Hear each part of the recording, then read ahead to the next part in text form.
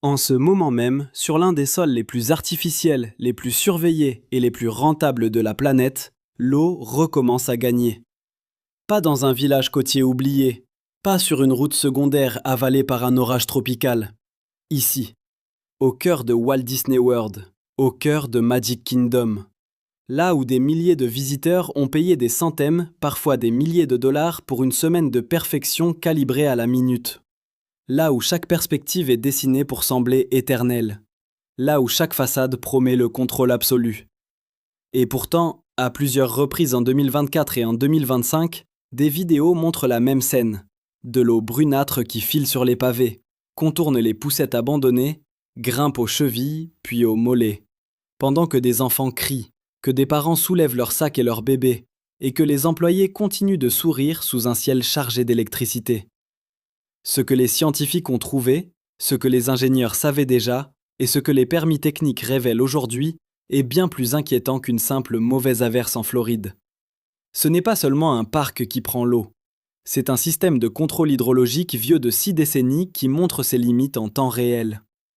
Le détail qui change tout n'est pas visible sur les vidéos de touristes.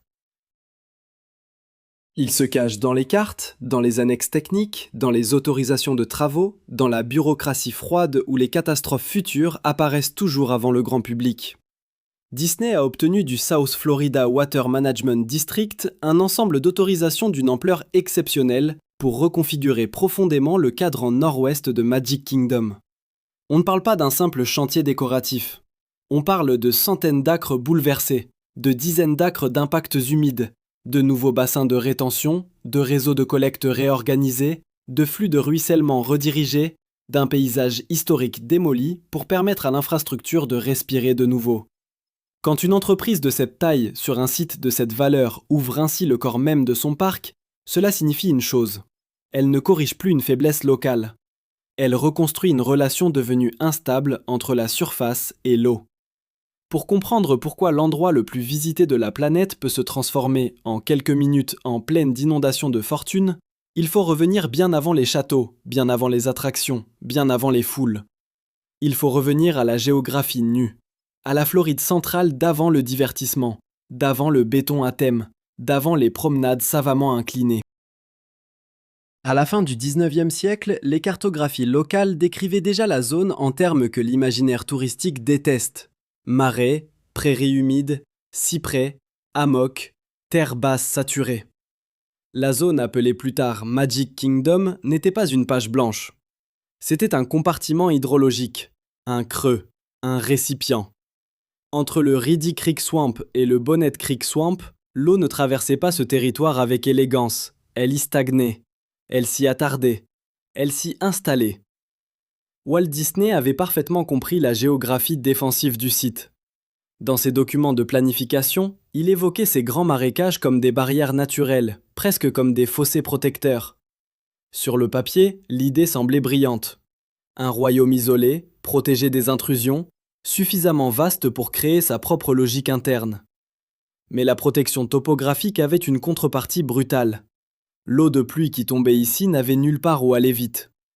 Le sous-sol de Floride centrale est plat. La pente régionale est faible. La nappe est proche. Les sols sont fréquemment saturés. Et l'absence de chenaux tributaires bien incisés ralentit tout.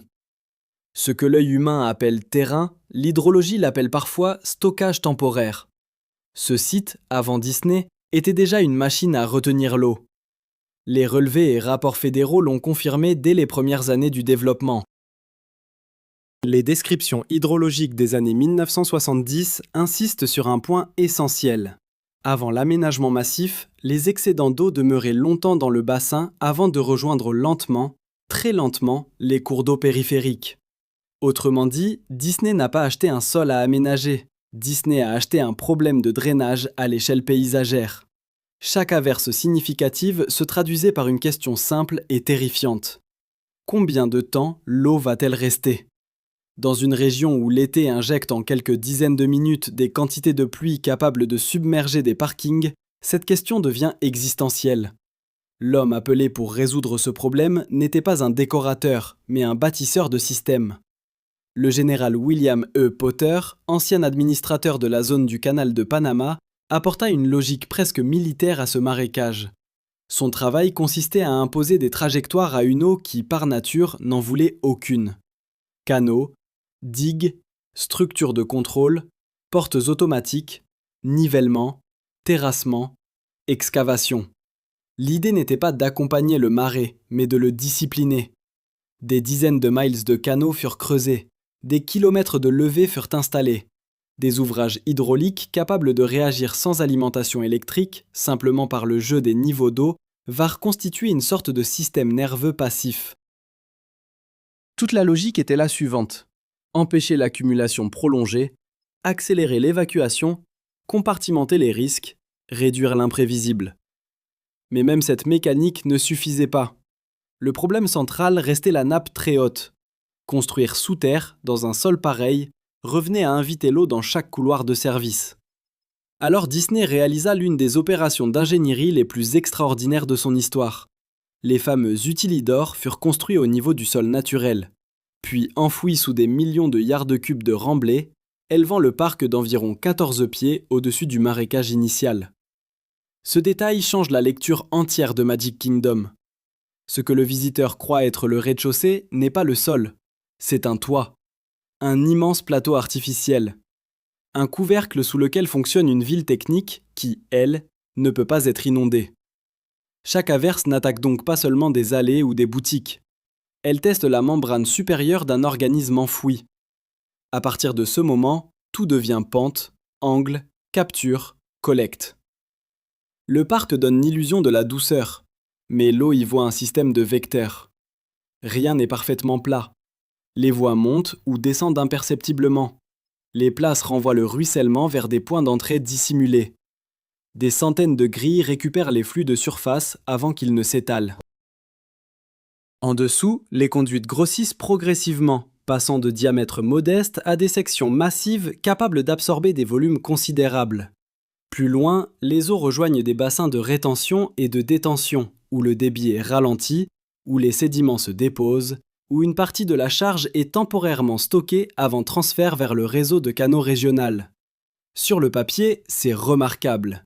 En exploitation normale, c'est redoutablement efficace. Et c'est précisément pour cela que les images d'inondation sont si troublantes. Si l'eau reste visible en surface ici, c'est que le goulet d'étranglement ne se situe pas là où le public l'imagine.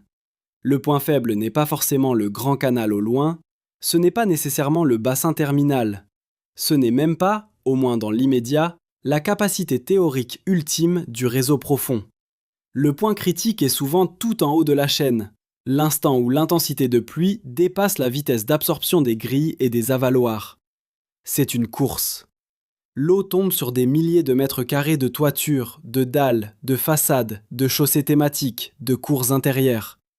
Elle est guidée vers un nombre fini de points d'entrée, et ces points ont une limite physique. Quand l'averse verse davantage que ce que la bouche de collecte peut avaler à la minute, l'excédent ne disparaît pas. Il attend. Puis il s'étale. Puis il cherche le point bas suivant. Et dans certains secteurs, Tomorrowland notamment, cette dynamique devient visuellement spectaculaire en très peu de temps. C'est ici que la géophysique rejoint la dramaturgie la plus brute. Une civilisation peut déployer des milliards, des décennies d'expertise, des systèmes automatiques, des remblais colossaux, une surveillance continue, et rester pourtant suspendue à une équation très simple. Intensité de pluie contre vitesse d'absorption. Pendant des années, l'équation tenait. Puis le climat a commencé à déplacer les termes. Dans tout le sud-est des États-Unis, les épisodes de fortes précipitations ont augmenté. Ce ne sont pas seulement les cumuls annuels qui comptent, mais la brutalité des séquences courtes. Une atmosphère plus chaude peut contenir davantage de vapeur d'eau. Chaque degré de réchauffement augmente la capacité de l'air à transporter l'humidité. Le résultat, au sol, n'est pas une pluie plus poétique. C'est une pluie plus dense, plus concentrée, plus rapide à transformer un système bien dimensionné pour hier en système sous tension aujourd'hui.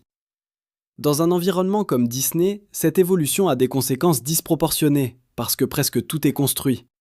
Les surfaces imperméables accélèrent le ruissellement, le temps de concentration diminue. L'eau atteint plus vite les points bas. Et lorsque des secteurs entiers ont été réaménagés, densifiés, modifiés, Chaque nouveau mètre carré doit être compensé dans une logique de bassin versant artificiel. Le paradoxe est terrible. Plus le site est maîtrisé, plus il dépend d'un réglage fin. Dans un marécage naturel, l'eau envahit. Dans un parc artificiel, elle déborde d'un modèle. Les épisodes filmés par les visiteurs sont donc plus que des embarras touristiques. Ce sont des signaux. En août 2024, de fortes pluies transforment des portions de Tomorrowland en couloirs de ruissellement visibles. Des poussettes stoppent net, des chaussures disparaissent sous l'eau. Quelques jours plus tard, le même secteur présente à nouveau des accumulations notables. En 2025, d'autres images montrent des allées noyées près de Space Mountain, puis à Epcot entre des pavillons conçus pour l'émerveillement tranquille, désormais traversés par une eau sale et pressée. Chaque scène paraît anecdotique prise isolément. Ensemble, elles composent un motif. Et en géophysique, les motifs répétitifs sont souvent les premiers battements du pendule avant la bascule. Ce que les scientifiques ont trouvé dans d'autres régions du monde résonne ici avec une netteté glaciale. Les infrastructures conçues sur la base des archives climatiques du XXe siècle entrent dans une époque où le passé n'est plus un guide suffisant. Les événements rares changent de fréquence. Les intensités de projets, autrefois prudentes, peuvent devenir optimistes. Les marges de sécurité se rétrécissent sans qu'aucun visiteur ne voie ce processus. Car la plupart des catastrophes d'infrastructures commencent invisiblement. Dans un tableau de calcul qui n'est plus à jour, dans une hypothèse de pluie décennale devenue trop faible, dans un bassin qui remplit plus vite qu'attendu, dans une bouche d'égout obstruée au pire moment, dans une combinaison de facteurs que personne n'avait vus ensemble assez souvent. Et c'est là que le passé commence à répondre au présent. L'histoire humaine est remplie de lieux construits contre l'eau, avec la certitude d'avoir enfin gagné. Polders, deltas, plaines endiguées, villes fluviales, ports sur remblais, stations balnéaires, quartiers gagnés sur les marais. À chaque époque, les ingénieurs ont produit des miracles réels. Et à chaque époque, l'eau a attendu la conjonction exacte. Intensité, saturation, retard, confiance excessive. Dans la vallée du Mississippi, aux Pays-Bas avant les modernisations extrêmes, sur les côtes urbanisées d'Asie, dans les zones humides asséchées autour des grandes métropoles, le récit se répète. D'abord la conquête technique, puis l'oubli, puis la pluie qui rappelle la carte originelle du terrain. Magic Kingdom porte ce rappel en lui depuis sa naissance. Sous les pavés les plus photographiés du monde, sous les boutiques, sous les restaurants, sous les parades et les feux d'artifice, demeure la mémoire hydrologique du site. Le marais n'a jamais disparu.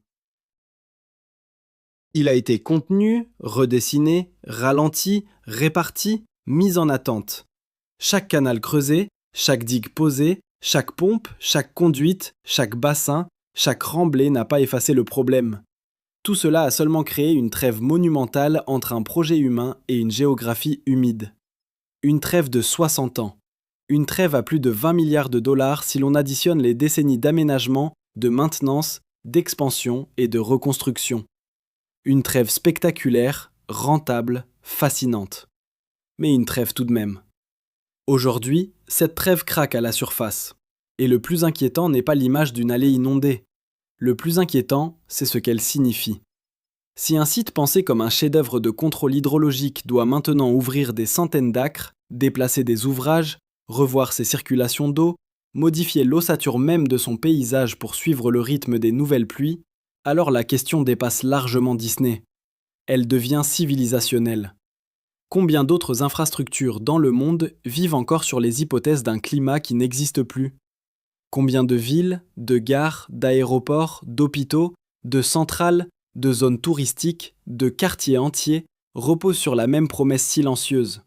Cela a toujours tenu, donc cela tiendra encore ? Le pendule bat déjà. D'un côté, l'illusion parfaite. Musique, couleurs, contrôle, consommation, promesses familiales. De l'autre, les lois froides du bassin versant, de l'intensité horaire, de la topographie résiduelle, du temps de réponse hydraulique. Entre les deux, quelques centimètres d'eau suffisent à faire apparaître la vérité. Un royaume de contes de fées construit entre deux marécages reste, au fond, un royaume construit entre deux marécages. Et lorsque l'orage approche par le golfe, lorsque l'air chaud gonfle de vapeur, Lorsque les premières gouttes frappent les dalles chauffées du parc, la question n'est plus seulement de savoir si les visiteurs seront mouillés. La question est de savoir combien de temps encore l'ingénierie pourra continuer à imposer sa volonté à un paysage qui n'a jamais accepté sa défaite. Les parallèles historiques deviennent plus sombres lorsqu'on cesse de regarder l'eau comme un décor et qu'on la regarde comme une mémoire. Car l'histoire des zones humides urbanisées n'est jamais seulement une histoire de technique. C'est une histoire d'amnésie. Au début, on cartographie. Ensuite, on draine. Puis, on remblait. Puis, on construit. Puis, on oublie le mot même qui décrivait l'endroit. Marais devient parcelle. Bassin devient quartier. Plaine inondable devient opportunité. Et pendant quelques décennies, parfois un siècle, la victoire semble totale. Puis vient le rappel, une tempête, une crue éclair, une séquence de pluie que les archives considéraient comme improbable. Soudain, le sol révèle son premier nom. Ce que Disney vit aujourd'hui à l'échelle spectaculaire du divertissement mondial, d'autres lieux l'ont vécu avant lui à l'échelle des villes, des ports, des campagnes et des banlieues. La technologie n'efface pas l'origine d'un terrain, elle négocie avec elle. Et lorsque les paramètres changent, cette négociation devient plus brutale. On a vu ce schéma dans les grands systèmes fluviaux endigués où l'on croyait avoir domestiqué des vallées entières. On l'a vu sur des littoraux où l'on avait remplacé les mangroves, les marais salants, les plaines humides, par des surfaces productives, lucratives, impeccablement ordonnées. On l'a vu dans des villes bâties au prix d'un combat permanent contre la nappe et la pluie, où l'eau semblait vaincue jusqu'au jour où elle réapparut non pas comme une surprise, mais comme une preuve. La preuve que le paysage n'avait jamais signé sa reddition. Dans ce sens, Magic Kingdom n'est pas une anomalie exotique. C'est un cas d'école extraordinairement visible. Un laboratoire sous projecteur. Un endroit où l'on peut observer, presque en temps réel, le face-à-face entre la fiction du contrôle absolu et la persistance d'une géographie humide. Mais les cartes, les modèles et les permis n'expliquent pas à eux seuls la puissance de ce récit. Pour comprendre ce que signifie vraiment un parc inondé, il faut descendre à l'échelle humaine. Il faut quitter l'abstraction du bassin versant pour revenir aux silhouettes prises au piège dans une averse. Une mère qui tient 2 enfants d'une main et ses chaussures de l'autre, un père qui essaie de garder son téléphone au sec parce qu'il contient tous les billets, toutes les réservations, tout l'itinéraire de la semaine. Un employé debout dans l'eau, répétant calmement des consignes alors qu'il voit très bien que le sol est en train de disparaître sous un film brun chargé de ruissellement, de poussière, de déchets, de résidus de surface. Un enfant trop jeune pour comprendre que cet endroit, qu'on lui a vendu comme le plus sûr, le plus heureux, le plus parfaitement administré du monde, est en train de lui montrer la fragilité nue de toute construction humaine. Imaginez maintenant l'autre côté du décor, pas celui des visiteurs, celui des opérateurs. Des ingénieurs d'exploitation qui reçoivent les signalements de stagnation, des équipes de maintenance qui connaissent par cœur les points bas, les secteurs sensibles, les séquences météo qui déclenchent des accumulations rapides. Des superviseurs qui savent qu'une vidéo de 30 secondes tournée par un touriste peut résumer des années de vulnérabilité mieux qu'un classeur de rapports. Eux ne voient pas seulement de l'eau sur un trottoir, ils voient des temps de retour de pluie, des coefficients de ruissellement, des débits d'entrée, des capacités de captage, des pertes de charge, des surfaces imperméabilisées, des marges de sécurité qui s'érodent. Ils voient le système entier à travers une flaque qui s'étend. Il y a probablement eu, dans ces moments, de petites scènes qui ne seront jamais dans les communiqués. Un technicien qui observe une grille saturée pendant que l'eau file autour au lieu d'y disparaître. Un responsable qui comprend, sans le dire, que le problème n'est plus local. Un agent de terrain qui se souvient d'un épisode précédent et compare mentalement la vitesse de montée de l'eau. Un opérateur radio qui entend, dans plusieurs secteurs à la fois, des remontées similaires. Ce genre d'instant compte. Dans l'histoire des catastrophes, les tournants ne commencent pas toujours par un effondrement spectaculaire. Ils commencent souvent par des professionnels qui remarquent que quelque chose, autrefois rare, devient familier. Les conséquences, elles, dépassent largement la gêne visuelle. Dans un parc d'attractions, tout repose sur la fluidité, le déplacement des foules, la lisibilité des trajets, le respect des horaires, la prévisibilité de l'expérience.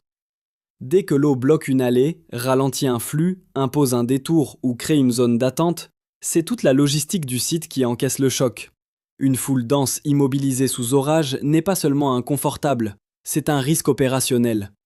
Il faut redéployer le personnel, adapter les fils, suspendre certains mouvements, protéger les équipements, gérer la communication, absorber la frustration. Chaque minute d'interruption a un coût. Chaque détour crée des congestions ailleurs. Chaque congestion augmente la vulnérabilité si l'orage continue. Dans un site qui fonctionne sur une chorégraphie de précision, l'eau n'est pas un incident isolé. C'est un multiplicateur de désordre. L'économie derrière cette fragilité est elle aussi vertigineuse. Disney ne vend pas seulement des attractions. Disney vend une promesse d'orchestration totale. Le client paie très cher pour réduire l'imprévu. Réservation minutée, parcours optimisé, restauration synchronisée, file d'attente rationalisée, hébergement, transport interne, achats, événements nocturnes, souvenirs, photos. Tout repose sur l'idée qu'ici, contrairement au reste du monde, l'expérience sera maîtrisée. Quand l'eau envahit les voies piétonnes, elle ne mouille pas seulement des chaussures, elle fissure la proposition commerciale elle-même. Chaque image virale d'un parc inondé agit comme une micro-fissure dans la marque. Et pour une entreprise mondiale, les micro-fissures comptent. Elles s'additionnent. Elles changent la perception du risque, même si la fréquentation reste élevée. Elles déplacent le récit public de merveilles techniques vers système sous tension. C'est pour cela que le grand chantier actuel a une portée bien plus profonde qu'une nouvelle zone thématique ou qu'un remplacement de décor. Détruire un paysage aussi emblématique que Rivers of America, reconfigurer des centaines d'acres, modifier les chemins hydrauliques d'un secteur entier, ce n'est pas seulement préparer le futur marketing du parc. C'est reconnaître que l'infrastructure héritée d'un autre régime de pluie, d'un autre niveau de couverture végétale, d'un autre degré d'imperméabilisation n'offre plus les garanties silencieuses qu'elle offrait autrefois. Le parc reste ouvert, les visiteurs circulent, les boutiques vendent, les spectacles continuent, mais sous cette continuité commerciale se déroule une opération bien plus grave. La tentative de refaire correspondre un monde artificiel à un monde physique qui a pris de l'avance. Or, cette avance ne vient pas d'un seul facteur, elle vient d'une convergence. Des pluies intenses plus fréquentes, des sols naturels réduits, des surfaces imperméables plus nombreuses, des bassins versants transformés, des zones forestières diminuées, des temps de concentration plus courts, des épisodes convectifs plus violents, une maintenance rendue plus exigeante par la complexité même du site. Et surtout, une dépendance extrême à des infrastructures de surface qui doivent fonctionner immédiatement, exactement au bon moment, sous peine de voir l'eau prendre possession des interstices. Le système profond peut être robuste. Si la première bouche de collecte est dépassée, l'image publique de la défaillance existe déjà. Et parfois, en matière de catastrophe lente, l'image précède le bilan. Le danger futur n'est pas seulement celui d'un peu plus d'eau au même endroit, le danger futur, c'est l'enchaînement. Une pluie plus rapide sur un secteur de travaux, une capacité temporairement réduite pendant une phase de réaménagement, une accumulation de débris de surface, un épisode électrique qui ralentit l'intervention humaine, une évacuation partielle d'attraction au même moment qu'un engorgement piétonnier, une saturation locale qui en dégrade une autre. Les systèmes complexes échouent rarement en une seule ligne droite. Ils échouent par cascade. Et plus un lieu paraît organisé, plus le public est surpris quand la cascade commence. Pourtant, la géophysique n'a rien d'étonnant ici. Elle suit son horloge. Le sol, la pente, la pluie, la nappe, le débit. Toujours les mêmes mots, toujours les mêmes lois. Il faut aussi parler du temps long, du vrai, car ce chantier n'est pas la fin de l'histoire. C'est probablement le début d'une ère de reconstruction permanente. Si les projections de pluie extrêmes se confirment au fil des décennies, les ouvrages recalibrés aujourd'hui pourront eux aussi devenir insuffisants demain. Ce n'est pas une défaite de l'ingénierie, c'est la condition nouvelle de l'ingénierie. Adapter, recalculer, surdimensionner, surveiller, reprendre. Encore, puis encore. Le mythe du système construit une fois pour toutes appartient au siècle précédent. Dans le climat qui vient, rien d'important ne sera jamais terminé. Tout sera entretien, renforcement, modernisation, révision des hypothèses. Le parc du futur ne sera pas seulement un lieu de divertissement, il sera un organisme défensif en mise à jour constante, contre les excès de pluie, de chaleur et d'instabilité. Et alors, le récit retrouve sa pulsation la plus inquiétante. Le pendule bat. D'un côté, le visiteur qui pense être entré dans un refuge contre le chaos du monde. De l'autre, l'ingénieur qui sait que ce refuge dépend de seuils hydrauliques de plus en plus fréquemment approchés. D'un côté, les slogans, les mascottes, les vitrines, les parades. De l'autre, la carte oubliée de 1890, qui désignait déjà cette terre pour ce qu'elle était. Marécages, prairies humides, cyprès, eau lente. D'un côté, 60 ans d'efforts, plus de 20 milliards de dollars, des canaux, des levées, des remblais, des bassins, des drains, des vannes. De l'autre, quelques dizaines de minutes d'orage d'été, assez intenses pour rappeler que le paysage originel est patient. Il n'a pas besoin de gagner chaque jour, il lui suffit d'attendre le bon. C'est cela, au fond, que montre Disney sous l'eau. Pas seulement l'échec ponctuel d'un parc célèbre, mais l'état réel de notre civilisation bâtie. Nous sommes devenus prodigieusement capables de transformer les terrains les plus hostiles en machines à produire du confort, du rendement et de l'illusion. Et pourtant, sous cette réussite, nous restons attachés à des équilibres physiques d'une simplicité presque humiliante. Une grille peut saturer, une pente peut concentrer trop vite, un bassin peut se remplir plus tôt que prévu, une hypothèse statistique peut vieillir, une saison peut changer de comportement. Et tout à coup, ce qui paraissait invulnérable ne l'est plus du tout. L'avertissement final n'est donc pas destiné uniquement à Disney. Il s'adresse à chaque ville construite sur zone humide, à chaque infrastructure critique posée sur terrain contraint, à chaque décideur qui croit encore que la performance passée garantit la sécurité future. L'eau ne respecte ni le prestige, ni le prix du billet, ni la puissance d'une marque mondiale. Elle répond à la gravité, à l'intensité, à la topographie, à la durée, à la saturation. Rien d'autre. Et lorsqu'un lieu aussi riche, aussi surveillé, aussi techniquement sophistiqué doit éventrer son propre territoire pour continuer à tenir, il faut écouter ce signal avec le sérieux qu'il mérite. Alors oui, il faut regarder au-delà de la vidéo virale. Il faut lire les permis. Il faut suivre les cartes de bassin versant. Il faut exiger des plans directeurs à jour. Il faut comprendre où l'on construit, sur quoi l'on remblait, ce que l'on imperméabilise, ce que l'on détruit, ce que l'on remplace par du béton ou de l'asphalte. Il faut cesser de parler des inondations uniquement quand l'eau arrive au mollet du public. Le vrai moment d'agir est bien avant, dans l'ingénierie discrète, dans la maintenance, dans la surveillance, dans l'acceptation enfin lucide que les paysages ont une mémoire, et que cette mémoire finit toujours par demander des comptes. La prochaine averse est déjà quelque part au-dessus du golfe. La prochaine cellule convective est déjà en train de se charger. La prochaine montée d'eau de surface n'a peut-être besoin que de 20 minutes, peut-être moins. Et sous les lumières de Tomorrowland, sous les haut-parleurs, sous les façades peintes pour ressembler au futur, le vieux marais de Floride continue de battre comme une horloge. Lentement, obstinément, sans colère, sans fatigue.